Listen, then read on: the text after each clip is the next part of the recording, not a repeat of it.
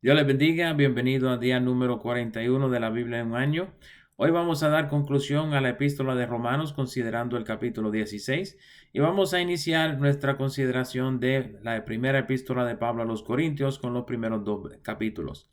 En el último capítulo de Romanos, Pablo envía saludos a unas 29 personas quienes pensaba estar en Roma al momento de su escritura. La lista de los nombres es significante por múltiples motivos. Primeramente, por la prominencia de mujeres en la lista. Segundo, por la información de colaboradores de Pablo en la región. Tercero, por personas totalmente desconocidas fuera de la epístola. Cuarto, por posibles conexiones a otras historias en la Biblia. Vamos a mirar algunos de los nombres mencionados en el capítulo 16 de Romanos. Primeramente, Febe, mencionada en el primer verso. La mención de Febe es interesante por varios motivos. Noten que Pablo se refiere a Febe como diaconisa de la iglesia en Cencrea. Sabemos de un compañero de Pablo llamado Gallo, quien era originalmente de Corinto, que posiblemente residía en Cencrea. De todos modos, en Cencrea fue que Pablo hizo voto y se rapó la cabeza. El lugar prominente de esta mujer como diaconisa de la iglesia allí también indicaba el lugar de mujeres entre el ministerio de la iglesia primitiva. Noten la mención de Priscila y Aquila en el verso 3. Priscila y Aquila son mencionados 6 veces en el Nuevo Testamento y en 4 ocasiones, incluyendo esta, Priscila es mencionada primero, indicando que tomaba un lugar más prominente en el ministerio que su marido. Recuerden que Priscila y Aquila se encargaron de encomendar a Apolos en el camino luego de la partida de Pablo de Éfeso. Andronio y Junias, mencionados en el verso 7, son mencionados como estando entre los apóstoles. Esta mención es significante porque todas las referencias extrabíblicas al nombre Junias son en referencia a una mujer. Al ser así, Pablo parece indicar que esta mujer era contada como apóstol, habiendo padecido prisiones en algún momento juntamente con Pablo. Aristóbulo era el nieto de Herodes el Grande y había sido de influencia en Roma durante el reinado de Claudio. Fue matado por Nerón y la referencia a los de su casa probablemente se refiere a los esclavos de su casa quienes hubieran estado sirviendo ahora en la casa del emperador. Igualmente, los de la casa de Narciso probablemente es una referencia a sus esclavos personales pasados a la casa de Nerón luego de su muerte a las manos del emperador.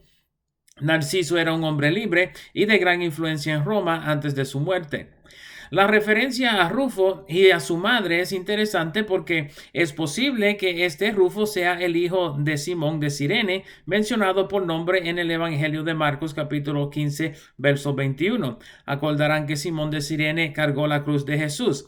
De todos modos, Pablo recibió el afecto maternal de la madre de Rufo en algún momento y se refiere a ella como su madre también. En total, 9 de las 26 personas mencionadas en el capítulo son mujeres, reforzando el lugar de las mujeres en el ministerio de la iglesia. Pablo les amonesta en contra de algunos quienes enseñaban falsedades y causaban divisiones. Al final del capítulo notarás que Tercio envía saludos directamente a los de Roma, junto con sus colaboradores Timoteo, Lucio, Jasón y Sosípater. Gallo, Erasto y un hermano llamado Cuarto también envían saludos. La epístola termina con una doxología honrando a Dios mediante Cristo Jesús. Esto trae a conclusión la epístola de Pablo a los romanos y nos trae a la primera epístola de Pablo a los corintios. El ministerio del apóstol Pablo en Corinto es el tema de Hechos 18 y debemos recordar que Pablo se sostuvo haciendo tiendas en la ciudad, habiendo hecho amistad con Aquila y Priscila. Al iniciar la epístola de Pablo a los Corintios, debemos recordar que Pablo pasó casi 2 años en la ciudad trabajando para establecer la iglesia allí. Por lo que vamos a ver en esta correspondencia, hubo muchos problemas en la iglesia en Corinto luego de la partida de Pablo de la ciudad. Lo que hoy conocemos como la primera epístola de Pablo a los Corintios es actualmente la segunda carta en la correspondencia, siendo esta carta una respuesta a una carta perdida de los Corintios a Pablo. Presten atención durante la lectura de esta epístola y podrán notar referencia a esa carta. Aunque esta epístola aparece luego de la epístola a los romanos, actualmente fue escrita antes que la epístola a los romanos. Nuestra Biblia organiza las epístolas de Pablo de más largas a más cortas. Por lo tal, esta epístola aparece detrás de la epístola a los romanos. Noten en su introducción que Pablo escribe esta epístola con Sóstenes, colaborador de Pablo. Esta epístola fue escrita durante el 51 al 52 AD. La asignación de esta carta a los corintios era suficiente, pero noten que Pablo incluye a todos quienes invocan el nombre del Señor en cualquier parte. Pablo hace esto por dos motivos. Primeramente, la universalidad de los temas cuales ha de tocar en su epístola a los corintios. La iglesia abundaba en errores y abusos, y las amonestaciones del apóstol se pudieran aplicar a situaciones parecidas en diversos lugares. Segundo, y posiblemente más probable, es que las opiniones de los corintios en cuanto al apóstol Pablo y su ministerio se habían difundido a tal grado que Pablo escuchó de ellos estando aún lejos. Como la carta había de circular en las iglesias en Corinto y era probable que los mismos corintios hablarían acerca de la epístola, Pablo escribe como una carta abierta a todos los creyentes. Luego de su introducción y saludo, Pablo comienza dando gracias a Dios por la fe de los corintios. Esta introducción es intencionalmente escrita para enfatizar la fe en Cristo Jesús y no en el apóstol, explicando que la esperanza eterna de los corintios se encuentra exclusivamente en Jesús. Pablo empieza con un tono apacible, pero muy prontamente su tono ha de cambiar mientras entra en el discurso de los problemas en Corinto y los ataques personales. Luego de su expresión de gracias, Pablo de inmediato comienza con una exhortación a la unidad. Lo que Pablo ha oído de los creyentes en Corinto es que se clasificaban por grupos dependiendo en quién les había predicado el evangelio. Noten que, aparte de Cristo, los tres nombres mencionados son Pedro, Pablo y Apolos. El ministerio de Pablo en Corinto fue mayormente entre los gentiles. Pablo utiliza el nombre hebreo de Pedro, llamándolo Cefas, cual parece indicar que Pedro haya ministrado entre los judíos en Corinto. En su epístola a los Gálatas, Pablo define que nunca conoció a los apóstoles, excepto en ocasión en Jerusalén. El ministerio de Pedro en Corinto probablemente fue luego de Pablo haberse ido. Noten en el verso 17 que Pablo menciona que Dios no lo llamó para bautizar, sino para predicar. Pero hace un punto especial de mencionar que no fue llamado a predicar con palabras elocuentes. Siendo que Apolos es mencionado en el libro de los Hechos como habiendo llegado a Corinto poco después de Pablo salir, y que era excelente orador, y que varios mensajes elocuentes de Pedro también son grabadas en las páginas del libro de los Hechos, es probable que Pablo está indicando el estilo de ministerio de estos dos hombres. De todos modos, Pablo explica que el Evangelio trata acerca de Cristo y no de los predicadores. El próximo segmento en el cual Pablo habla acerca de la sabiduría de Dios en el Evangelio es una amonestación particular a los creyentes de Corinto. Aunque el ministerio de Pablo en la ciudad fue primordialmente entre los gentiles, es aparente que hubo creyentes judíos en la ciudad también.